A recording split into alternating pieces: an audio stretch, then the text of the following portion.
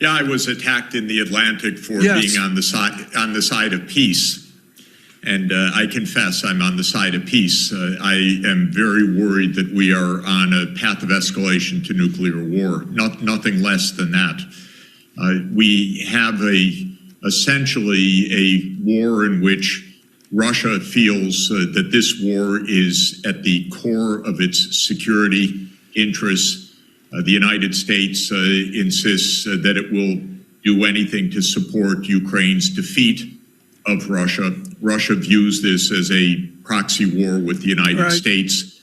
And whatever one thinks about this, this is a path of extraordinarily dangerous escalation. And I am very fearful. Right. You lived this with Yeltsin. You were there for Gorbachev and Yeltsin and the rest. I remember when you got off the airplane at JFK, essentially shattered over the collapse of that first experiment. Do you have a feeling that Mr. Putin is alone? Is his military in support of him? A lot of the world is watching the events in horror, and a lot of the world doesn't like this NATO expansion, which they interpret as at the core of this. They want to see compromise between the U.S. and Russia.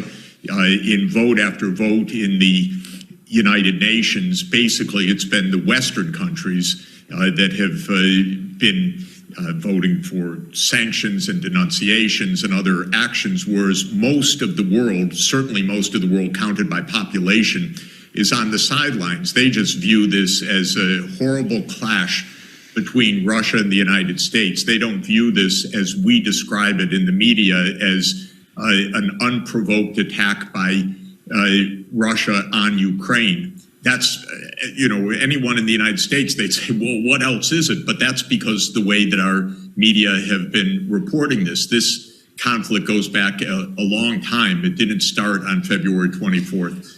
2022 would go, in fact, the war itself started in 2014, not in 2022, and even that had antecedents. And so most of the world doesn't see it the way we describe it, but most of the world's just terrified right now, frankly, because it's unbelievable to be hearing on one side, well, we'll use nuclear weapons if we need to, and the other side saying, you can't frighten us. Well, and Professor Sachs,